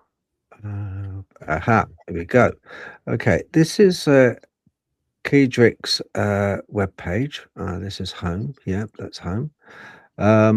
So I first port of call, if you want to, he's got a book for you to download, an ebook. I haven't downloaded that yet, but I will be. But yeah, this is first port of call if you want to get more information on Kedrick. I would urge you to check out his website. It's kedrick.com. Nice and simple. That's KAEDRICH.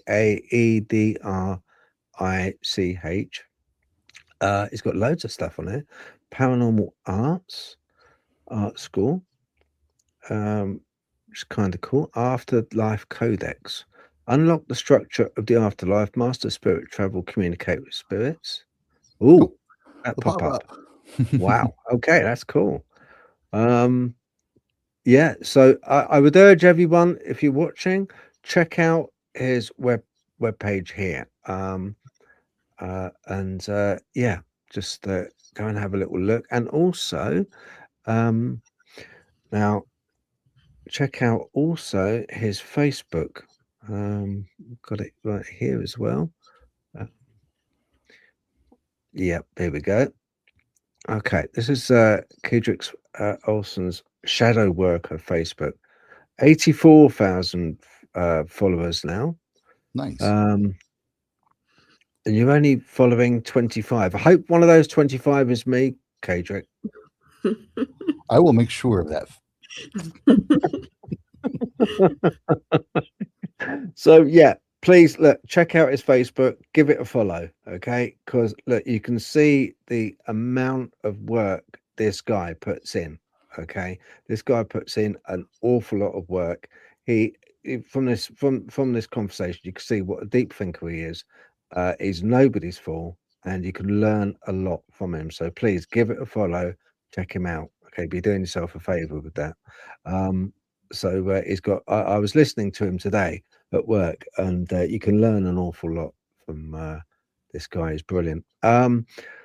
Yeah, so that's his two main things that I found. His website is a main go-to. Is that right? Yeah, definitely. Thank you for that, Phil. I really appreciate that. Yeah, the website's great to go to. And if you're ready to understand, these spiritual experiences, which is so important rather than the fear response that we've been conditioned with, that's why you want to start with that coexisting with the paranormal, because you're going to get the 10 rules of paranormal interaction. You're going to get ways to protect yourself and ways to communicate with spirit. And then after that, I do highly recommend moving into that paranormal mastery bundle where you're going to get paranormal protection. You're going to get paranormal awareness development, where you can develop your clairsenses, your clairvoyance, your clairaudience, and then put them in a practical way, use them in a practical way, as well as you get the afterlife codex. So you can have like the near-death experiences without having to die. How good is that? Yeah. Go on. You mentioned it now. Go on, give us a little taster. How do I actually experience death without dying? One of the techniques I give you in there is to create your own place in the afterlife, where you literally, like, I will tell this to people like working with an altar. This is actually how this formed. Is a lot of the people I work with in the Norse community and some of the metaphysical communities have an altar that they work on, where they receive energy, they connect to liminal space, And then I had the question that came from a whisper said, what are you going to do when you no longer have a physical altar? How are you going to bring in energy when you can't take a breath? How are you going to express that energy when you can no longer breathe out? What are you going to do for your spiritual practice and your spiritual growth without an altar? So I asked them, and we worked together, and they showed me how to create that altar in the astral, in the spiritual realms. You go item by item, you create them there. And then, like, what about if you create your own space? And so they showed me how to do that. And so what you end up doing is creating your own, like, astral temple, your own safe place in the spirit world that you can connect with, that you can be a part of. And so when the time comes when you're no longer in your body, you've already got a familiar place to hang out. You've already got a place where you can interact with other spirits that you're safe, that you're familiar with. And so the more you're developing that, the more you are building your spiritual awareness in the physical sense. So you're living both spiritually and physical by doing that. But it starts with some of this practical working at the meditation level, at the spiritual level, learning how to get out of your body and go over to the other side. And like you mentioned, those three questions: what do you expect is over there? What do you feel you deserve? What do you hope is over there? And if you start to answer those questions, you start to build that subjective reality, which gives you that foundation that you can start altering it and changing it and making it what you want it to be. Um, the only reservation I'd have, the only slight reservation would be, I do believe that there is uh, entities out there which don't want our best interests at heart. Some people would say demonic entities. Uh, that you argue that entities attached to people are not demonic or evil. Is that right? Correct. Okay, but rather neutral. And you give them the name of parasites. Yeah, they tend to be Uh, very parasitic in nature for sure. um, if these entities are just acting on natural instincts, like a mosquito, Hmm. how do you explain the extreme destructive and seemingly malevolent phenomena often reported in severe hauntings or possessions? When it comes to the extreme hauntings, most often what I found, those are the egregores. Those are collectively created beings. And the interesting thing about egregores is they thrive off of our belief in them. So they're going to do the things to us that reinforce our belief in them. And of course, that belief comes in many different ways. They could be gods, they can be angels, they could be higher level beings that do operate on a sentient and sapient level, which is why you can reach out to angels and gods and then they will intervene on your behalf, because when you see the results, you're like, you're real, you're there. And the Mm. same way for the negative egregores, those fear based things, those aggression, those hostile kind of things. Penhurst Asylum, for Mm. example, there's a lot of revenants, there's a lot of fractured souls there because a lot of awful things happened there.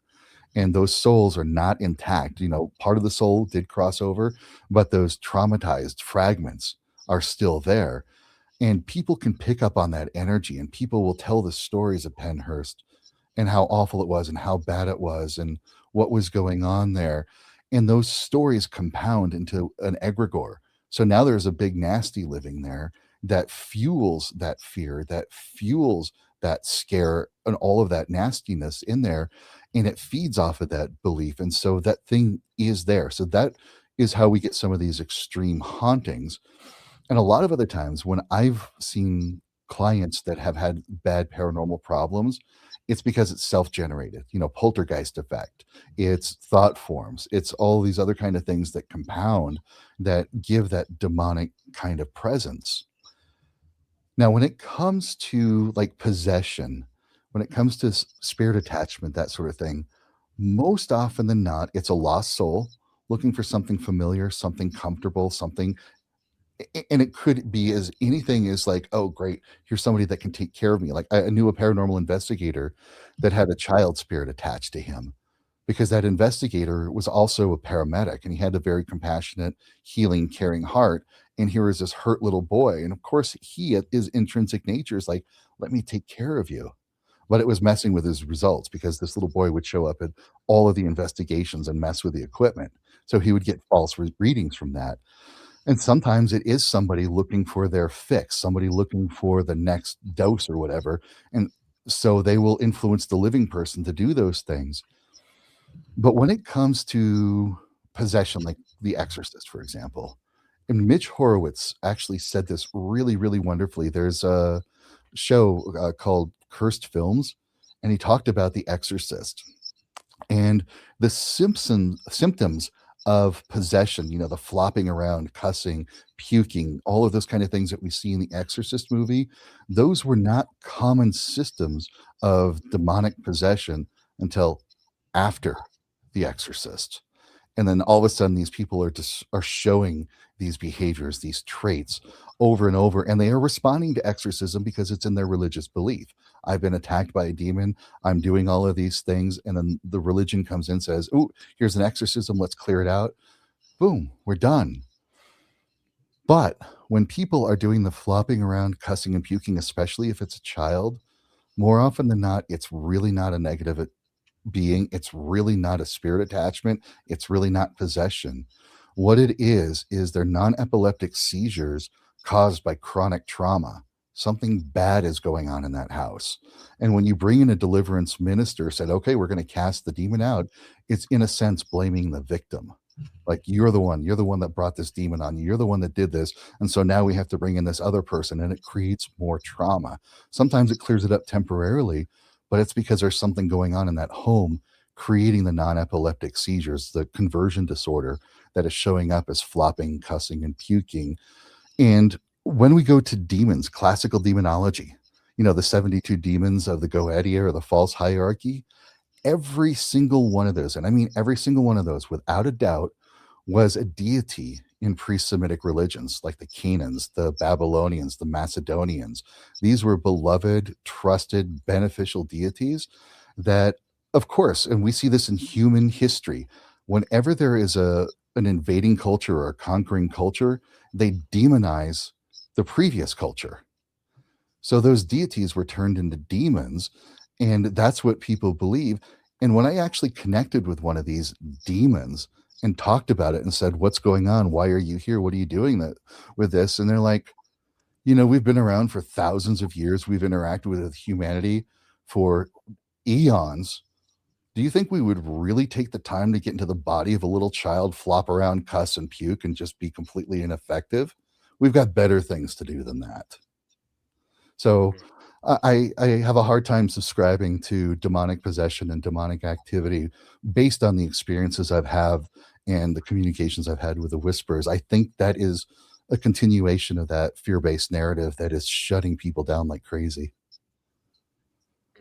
We did wonder, I was going to say, was it, I can't remember if it was Andy we were talking to, and we were saying, like you say, with some of the sort of like deities that get displaced, we did wonder whether some of those things were sort of like a result of like not them being angry at being misrepresented almost. So the way of interacting with them is changed, so the presentation of it changes. And I don't suppose a deity could get frustrated particularly, but it's possible that, like you say, the form of them has been twisted by the following culture that's taken over, and these deities can no longer interact in the way that they expect to, and it somehow comes out a little bit screwy.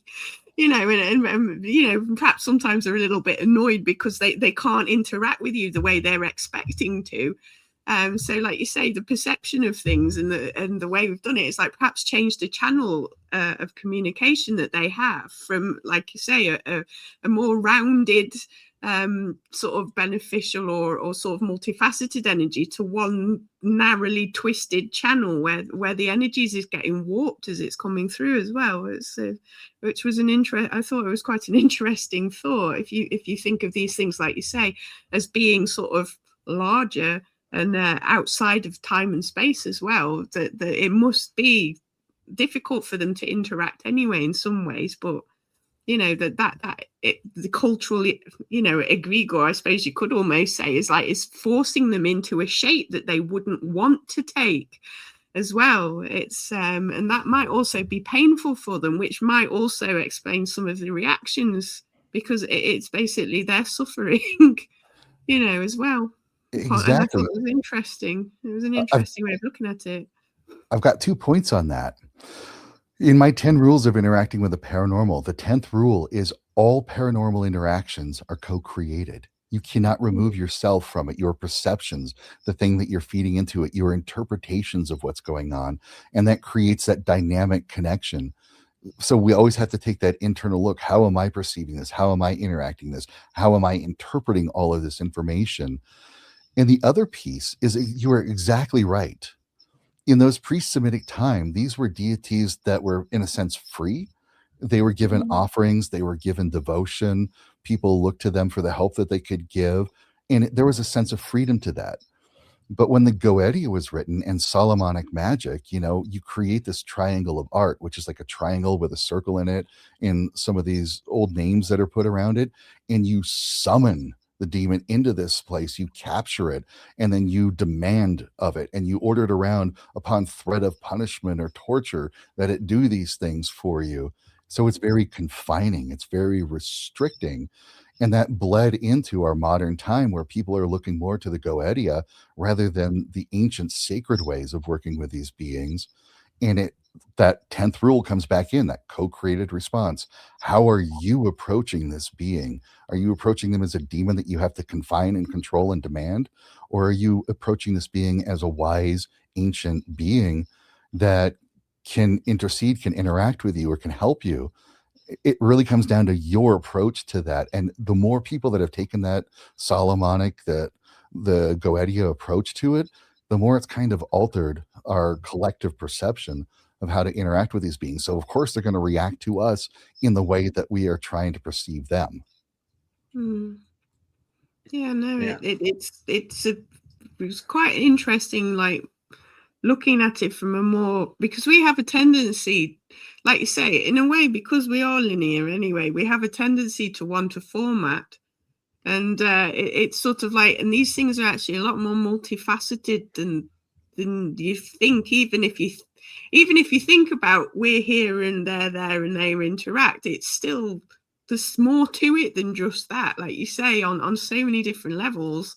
And I think you're right about because I've had in my experience like a couple of things that I've I think one of them was I can't remember, one of the Buddhist ones, and I was like sort of like asking it questions, and it sort of turned around and went, nobody's ever asked me that before, nobody's ever worked with me like that before. And I was like, oh, okay.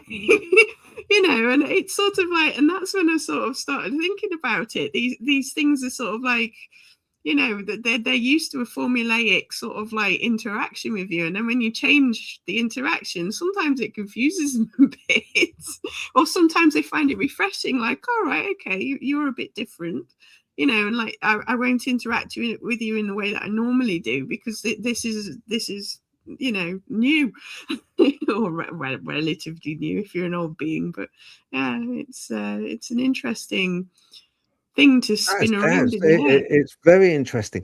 I absolutely agree on the same lines, and I've been saying the same thing. We are necessary. We're very necessary to these entities, whether they be ghosts or aliens. We're They almost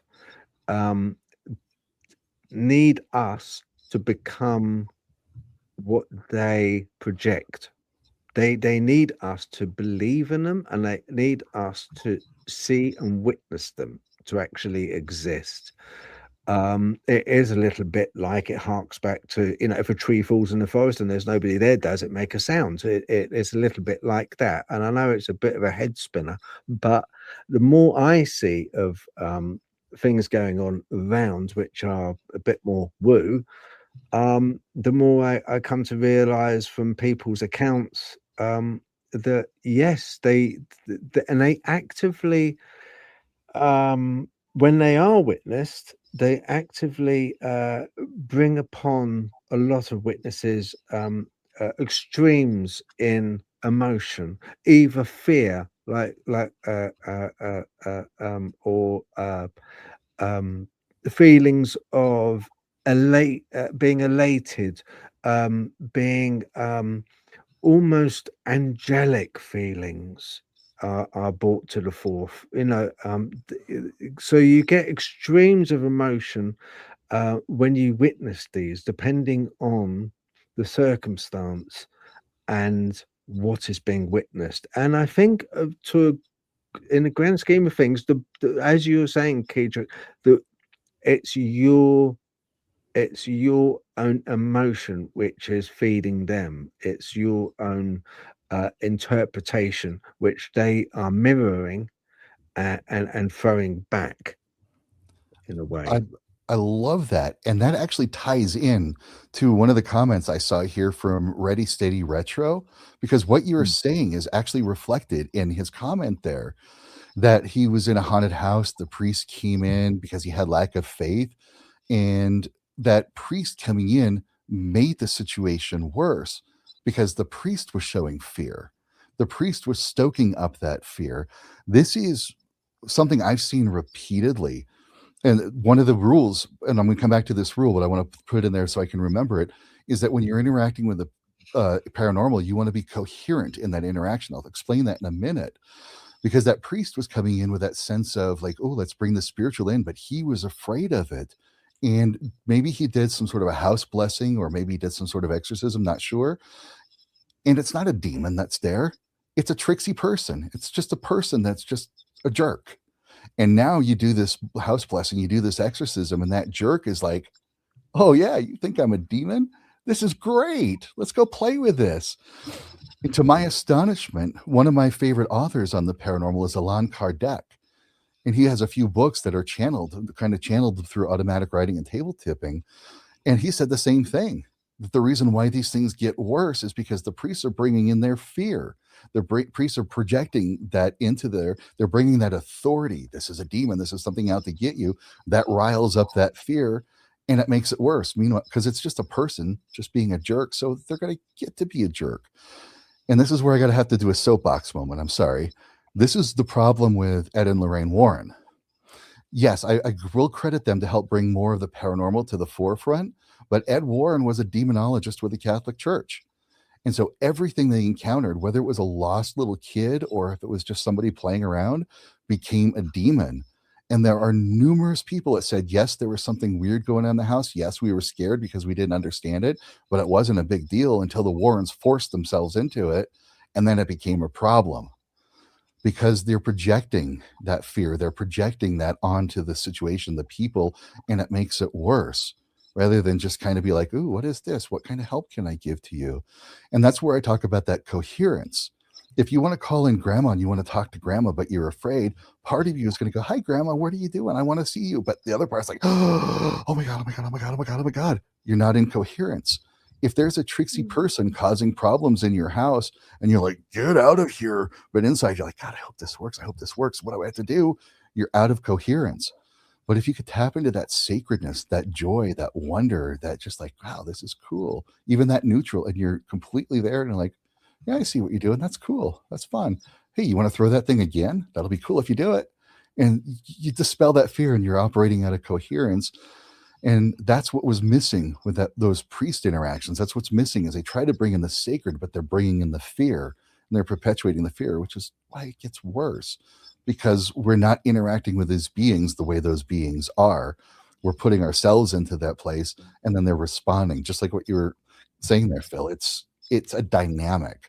We have an interaction. It's not an oppression. It's not an attack. It's an interaction and an interpretation of that interaction.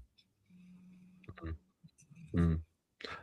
Have you ever in your life come across anything which has scared you, literally, and you thought, well, this is not something that I can um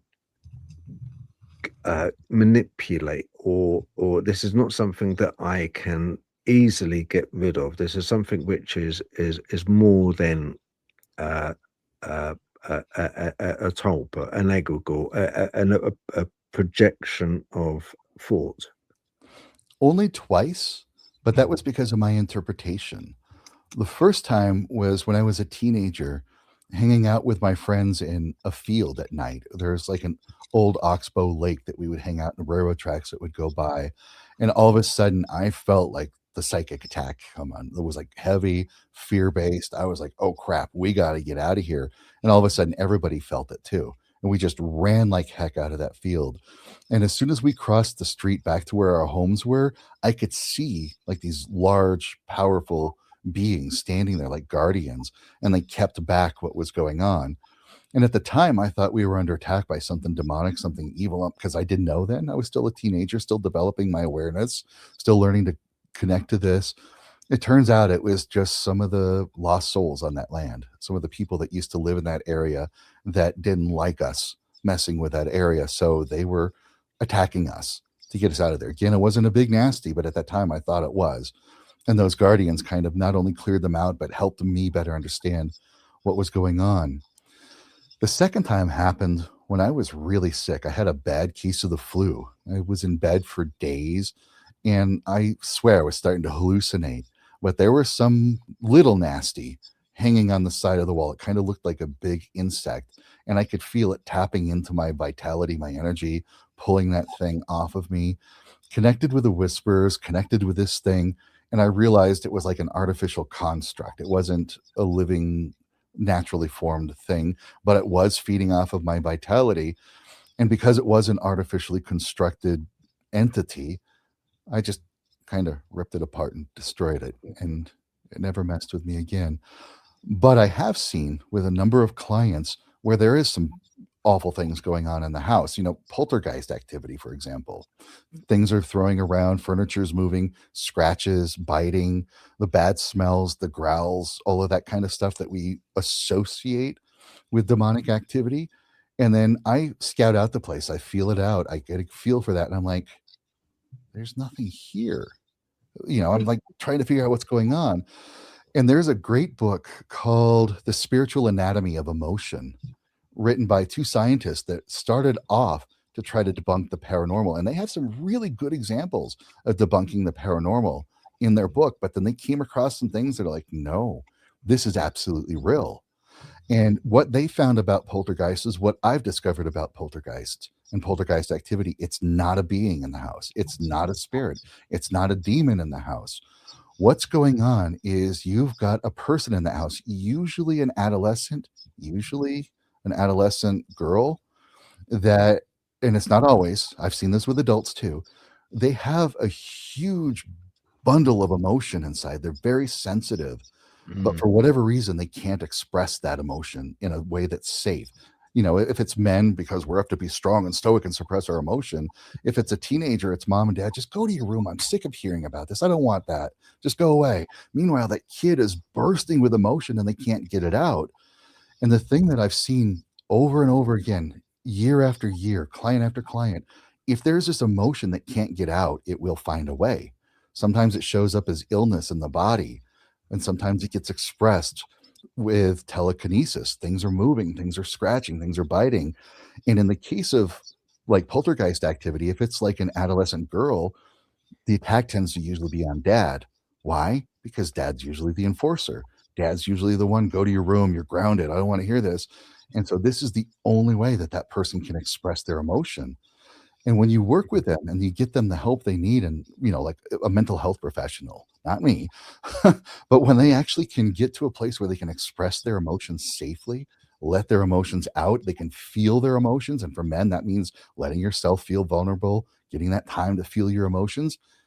Yeah. Poltergeist activity, boom, gone. There's no big nasty in the house. All of that stuff stops because that person that was generating can finally express their emotion in a healthy way. Yeah. I see. I cited the case of the Enfield poltergeist, which I do believe. I think it was Ed Lorraine Warren also went to, um, but because it was young girls, two sisters, one in particular, which was a lot of the activity was Janet, which was a lot of the activity was in and around her, in this environment. It was focused on her, She was like prepubescent or early teenager, um, and I cited the as you say exactly, with all the pent up emotions, all the hormones, all the anger, all the frustration, everything else going on. Um, and I believe that there is a well of energy, and I think that well of energy. Uh, uh, some people can, like you say, with teleport or egregore, can manipulate into an entity which which asserts itself and presents itself in a manner that is acceptable to that witness at that time.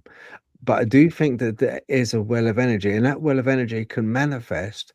Maybe to one, it would look like, for instance, it would look like an old man that used to live there. To another, it may be interpreted from that well of energy as an alien. To another, it may manifest as something completely different, a white lady, the archetypal white lady. But I do think there is a separate, almost, when we spoke of consciousness, there is people that either have been put into comas or uh, suffer a coma after a trauma, and very often, when they're flatlining. The synapses, there's no synapses going on. The hippocampus is just dormant. Their whole brain activity is basically gone. Their body is kept alive by a machine, but they do pull through.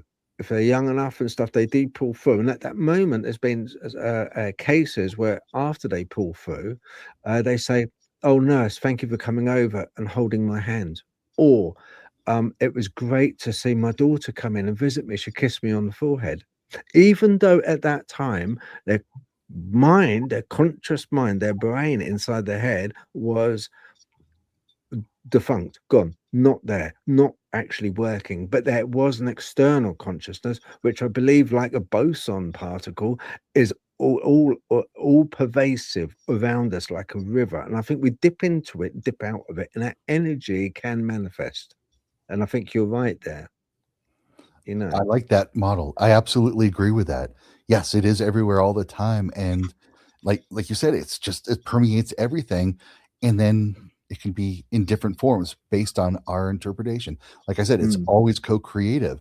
When this is one of the things I teach when I do seance, and I teach people how to do seance, and I'll put it in sort of a different framework that there is a spirit there. They're receiving that intuitive information, and one person is in their clairvoyance seeing like a blue ball that's sort of fuzzy and it kind of wobbles a little bit, but the other yeah. person is like, no, that's not what this is at all. I'm hearing sort of like this deep resonating sound, but it too is fuzzy, but it's warbling. And I'll say you're receiving the exact same information from that spiritual being. It's just one Mm, person is interpreting it visually, the other person's interpreting it audibly, and they're just using their own internal understanding of how to process and interpret that information. And so sometimes that being needs to look one way for one person and to look another way for another person based on their own internal patterns and their own internal structures so that it can move into their conscious awareness. yeah. Brilliant. Absolutely brilliant. No, the way your mind comprehends things is spot on. I think absolutely spot on. I love that. I love that answer. Um, we're coming up to 2 hours, Kedrick. We usually sort of like stop it at around 2 hours. Um, but I could talk for ages. I've just got one question which I've been dying to ask. Um, Now, does spiritual knowledge, if spiritual knowledge stops working and gathering information leaves, say, people, yeah, stuck in a repeating cycle, what is the single most dangerous trap you see in the modern spiritual community when it comes to people trying to apply this knowledge? And why do so many fail to achieve actual spiritual sovereignty? What I see as the biggest thing is shadows. Our shadow work. These are the things that we picked up over the years, the things that people told us who we're supposed to be, how we're supposed to think, how we're supposed to behave, that are so divergent from who we are authentically. And that, like in the spiritual communities, especially like the new age communities, they are creating shadows unintentionally. So, for example, a person is experiencing anger for whatever reason, something's making them angry. And those spiritual communities are like, oh, you're operating at a lower level. We need to just bring some more peace, love, and light. You're not doing your meditation right. You're not doing your affirmations right. You're not doing this right because you should be past that anger by now. And so that shadow of guilt and shame is like, oh, I guess I'm just not good at this. I guess I'm not doing this. Well, guess what? You've got a physical body with a brain stem. You're going to get angry. You're going to get frustrated. You're going to get hangry. You're going to get depressed. You're going to get whatever. That's a full part of the human experience.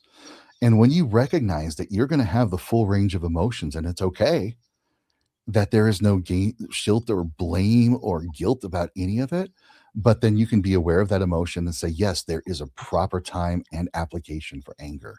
There is a necessary part of fear. Like, what am I afraid of? Is this protecting me from something? What's it protecting me from and why? And you make friends with that fear. So, a big thing that's holding people back and keeping them from reaching spiritual sovereignty is by ignoring their shadows, saying, no, I can't be angry. No, I can't be frustrated. No, I can't be sad, because those are low level. They don't have any place in my life. But when you embrace those, you're like, ooh, this is me. This is a part of me. What part of me likes to run into this same pattern of money scarcity? Why does it love to do that? And you make friends with that part and you open it and you accept it. You bring that light of acceptance and awareness and acknowledge it. You start to transform, you start to change. So the biggest holdback is not accepting what we call the negative emotions or the lower level emotions as a part of us. But when you embrace it all and you become a whole being and you find a place and a use and a reason for all of that, then you can step up. So embrace your negativity. There's a purpose for it. You have it for a reason. Yes, superb. Superb. Thank you. I get that entirely. Absolutely superb. Yeah. Because once again, not an easy one to, not an easy one to get your head around unless you are aware, and you are definitely aware. So, Natalie, have you got any questions you'd like to ask? No, I think we've covered everything that was interesting. I've really enjoyed talking with you. Thank you. This was Very wonderful. pleasurable. I agree. Yeah, no, very much enjoyed it tonight. So Well, thank it's just, the way we try and do things is, like I say, we try and do it sort of a bit organically and like with sort of a bit ad-libby, if you like. We don't have any structure as such. We just go in and try and go for the red meat, sort of like just see how it plays out, and kind of, and it's a bit more sort of relaxing, and we let the conversation lead the direction. However the conversation goes, rather than kind of. I know we didn't touch upon like kind of what was your first like interactions, and carried on in a chronological order through your life, like a lot of shows would. But I think doing it this way is kind of like we get to know you, and that's the whole thing. This is your show. We get to know a little bit about you, and a bit deeper, and it's been wonderful, absolutely wonderful. I just want to mention a few people in the comments. You've been absolutely fantastic. um as I said, we've got a Ready Steady Retro. Thank you very much for joining us, madam. Lovely. Miss Ashley Y, hello. Yes, hello indeed. Thank you for joining us. Susan, what have we got there? Oh, Wolfen Works. Very nice to meet you as well. And glad you could make it. And of course, Keith Aston, thank you. Andy Penn, brilliant. Thank you very much for your question. Yeah, got Keith. Ready said the retro. Let's have a look. I think we're more or less up to date. That's all the new people that we've had on. Have we got any? I'll just ask the admin, Roxy. Have we got any other questions, or are we about done? I think we are about done. If anyone's got any questions, it's your last call. If not, we shall call it a wrap, I think. We should ring the bells like last questions, last question. Yeah, I know. I've got a Thank you. Natalie bell because usually you can't stop Natalie from yabbering. She's constantly yabbering. No, we're done. Okay, that's great then. All right. Well, I shall call it a wrap. I just want to say honestly, Kedrick, thank you very much from all of us. Appreciate you coming on, and I'd love to have you on again. Absolutely. I love this experience. I like the way you do this. So I'm absolutely game. You let me know anytime. I'll be there. Lovely. Fantastic. All right. Thank Thank you. you. Okay, well, I'm going to take everyone off, including